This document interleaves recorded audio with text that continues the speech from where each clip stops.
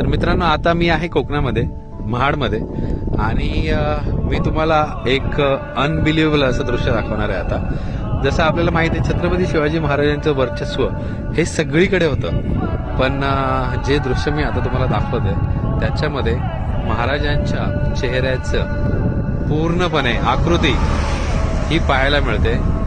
जी समोर पर्वतरांग आहे तिकडे बघा, महाराजांची जिरेटोप, त्याच्यानंतर डोळे, नाक, होठ आणि दाढी, हे सगळं बघा किती हुबेहूब पाहायला मिळते. तुमच्यापैकी किती जणांनी तिकडे येऊन हा अनुभव घेतलाय हे नक्की मला कॉमेंट सेक्शन मध्ये सांगा. पण खरंच अंगावर काटे आणणारं दृश्य हे आज मी अनुभव करतोय इथे.